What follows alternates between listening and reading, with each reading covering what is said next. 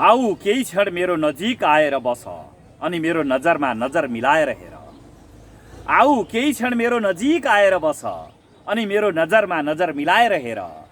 के आफ्नो सुन्दरताले मलाई बाँध्न सक्छौ या तिम्रो आलिङ्गनमा घेरिएर बस्न सक्छु म? ए मेरो प्यारो सुख, फगत एक दिनमा तिमी मलाई कसरी पढिसक्छौ? मैले त आफूलाई लेख्न कैयौँ वर्ष खर्चिएको छु। फगत एक दिनमा तिमी मलाई कसरी पढिसक्छौ? मैले त आफूलाई लेख्न कैयौँ वर्ष खर्चिएको छु।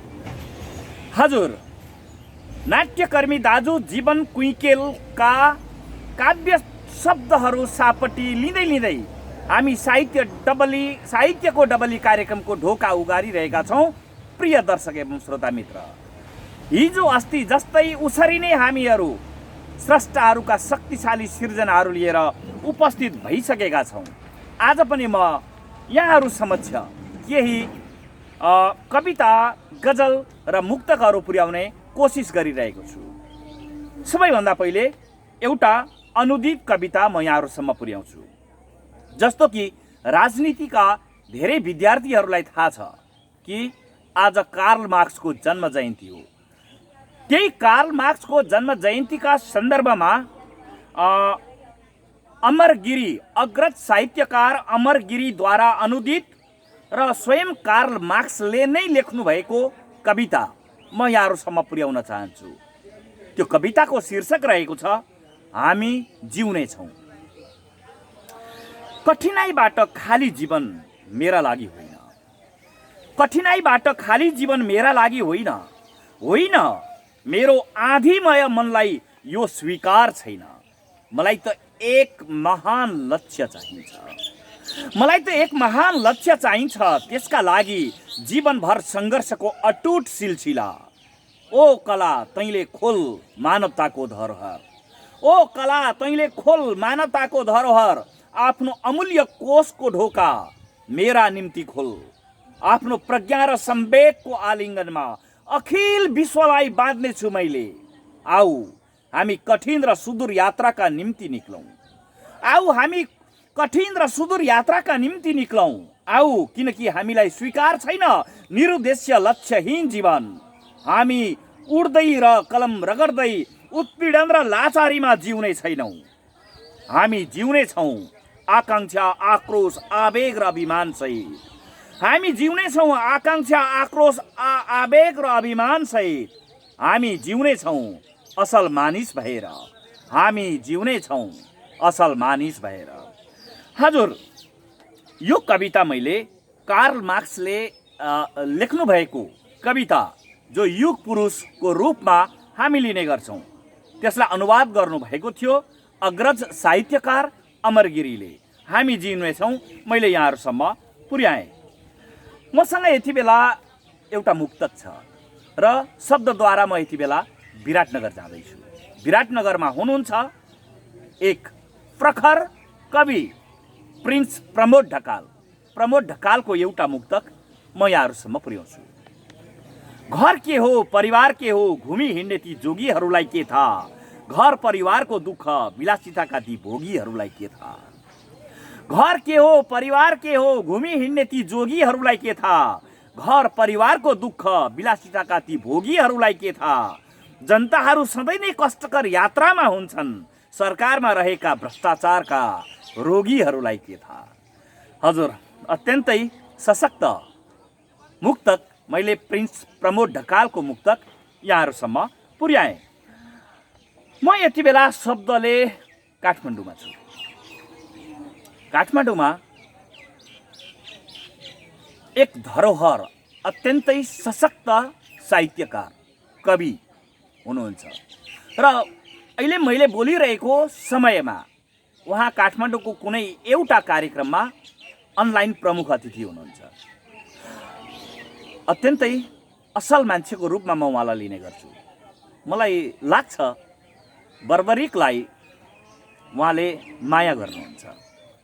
उहाँ हुनुहुन्छ अग्रज साहित्यकार दाजु तुलसी दिवस। तुलसी दिवसको एउटा शक्तिशाली कविता अब म यहाँहरूसम्म पुर्याउँदैछु। रुख एक मानस चित्र।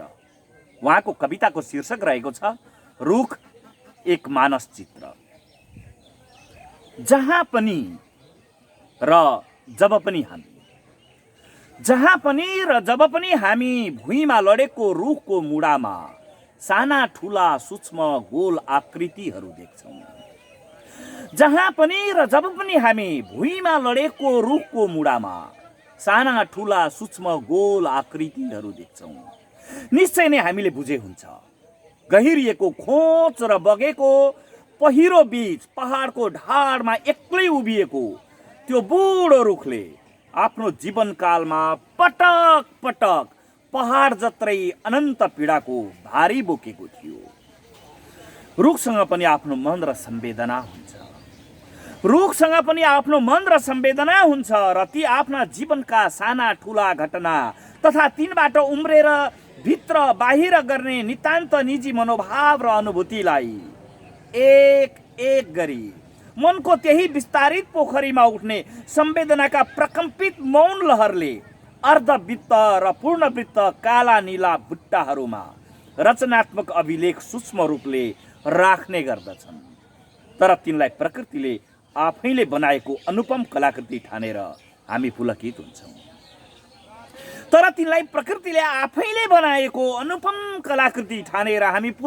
हुन्छौँ। यथार्थमा ती रुख आफैले लिपिबद्ध गरेका अनेक शाखाका परिच्छेदहरूमा आबद्ध तिनका आत्मवृत्तान्तहरूले भरिएका आफ्नै आत्मजीवनी हुन्। तर रुखको भाषा र लिपि भएको वर्णमालाको त्यो पहिलो पुस्तक भने धेरै पहिले जङ्गल छाडेर सहर निस्केपछि एकाएक हामी आफैले गुफामा बिर्सिएर आएका छौँ। धेरै पहिले जङ्गल छोडेर सहर निस्केपछि एकाएक हामी आफैले गुफामा बिर्सिआएका छौँ। त्यसैले रुखहरू अहिले समूहमा हाम्रो मनको घना जङ्गलबाट क्रमशः एक एक गरी बाहिर निस्केर भुइँमा मुडो भई यत्र तत्र लडिरहेछन्। तिनीहरू नढली जमिनमा तिनको जीवनी पढ्न हामी असमर्थ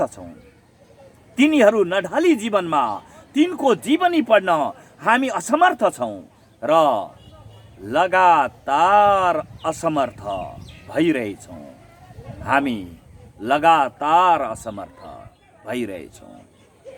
अत्यन्तै शक्तिशाली कविता। म यो कविताको बारेमा यी शब्द बाहेक अरू थप्न सक्दिनँ, मसँग त्यति शब्द छैन। दाजु तुलसी दिवसका शब्दहरूका बारेमा मैले केही बोल्न, मैले यहाँहरूसम्म साहित्यकार तुलसी दिवसको कविता रुख एक मानस चित्र यहाँहरूसम्म पुर्याएँ। मसँग अब अर्को एउटा मुक्तक रहेको छ, म यो मुक्तक यहाँहरूसम्म पुर्याउन चाहन्छु।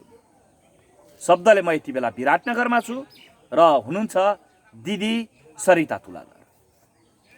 मेरो जिन्दगीलाई आधा कहानी बनाएर नजाऊ न प्रिय, अरूले प्रहार गरेको रिस ममाथि खन्याएर नजाऊ न प्रिय। मेरो जिन्दगीलाई आधा कहानी बनाएर नजाऊ न प्रिय, अरूले प्रहार गरेको रिस ममाथि खन्याएर नजाऊ न प्रिय। समयले नै सहने बानी नगर भन्दैछ अहिले मलाई, भाग्यलाई दोष दिँदै मेरो मन जलाएर नजाऊ न प्रिय। यसरी मैले दिदी सरिता तुलाधरको मुक्तक यहाँहरूसम्म पुर्याएँ र म फेरि पनि शब्दद्वारा विराटनगरमै छु र विराटनगरमा हुनुहुन्छ अग्रज साहित्यकार दाजु रामबाबु दाहाल। रामबाबु दाहालको मति बिगार्ने अस्त्र म यहाँहरूसम्म पुर्याउँदैछु।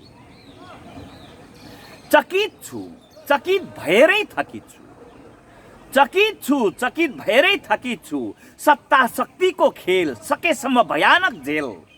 पत्याउ नपत्याउ भन्छन् राजनीतिमा असम्भव केही हुँदैन। सम्भव त्याग त्यो त जोगीले गर्ने हो। जोगी हुन कोही राजनीति गर्दैन। मन्त्री हुन, प्रधानमन्त्री हुन सबैलाई हतारो छ। यो हतारोमा सामुन्नेको भिड वा अवरोध प्रत्याशीले देख्दैन। अप्रत्याशी बिचरा निम्छरो जनता उदेकसँग तिलमिलाइरहेछ। सोचेर लिस्नो त आफ्नै मतको ढाड थियो, ढाडमा टेकेर टाउको हान्ने खेल फोहोरी आहाल रहेछ। ठिक्क त्यो स्वस्तिक छाप मति बिगार्ने अस्त्र रहेछ। हजुर, यो कविता मति बिगार्ने अस्त्र अग्रज साहित्यकार दाजु रामबाबु दाहालको मैले यहाँहरूसम्म पुर्याएँ र म यति बेला अब शब्दबाट सुनसरीमा छु र सुनसरीको बबियामा छु, जहाँ हुनुहुन्छ सशक्त गजलकार सुबिद गुरागाई। सुबिद गुरागाईको एउटा गजल म यहाँहरूसम्म पुर्याउँछु। समुद्र छ शान्त तर अशान्त छन् लहरहरू, पिरती छ अमर तर अधुरा छन् रहरहरू। काका कुलको नियत बोकी हिँड्छ मान्छे बालुवामा, काका कुलको नियत बोकी हिँड्छ मान्छे बालुवामा, छेउैमा छ पानी तर सुकेका छन् बगरहरू। समुद्र छ शान्त तर अशान्त छन् लहरहरू। तिर्खा साँची नौलो नौलो डुली हिँड्ने जलारीको, तिर्खा साँची नौलो नौलो डुली हिँड्ने जलारीको, मनभित्र छ सागर तर अतृप्त छन् अधरहरू। पिरती छ अमर तर अधुरा छन् रहरहरू। म सुबिदको अन्तिम शेरमा छु। बोहतामा मुटु राखी बगाएको दियोसँगै, बोहतामा मुटु राखी बगाएको दियोसँगै, डुबेको छ डुङ्गा तर लुकेका छन् खबरहरू। समुद्र छ शान्त तर अशान्त छन् लहरहरू, पिरती छ अमर तर अधुरा छन् रहरहरू।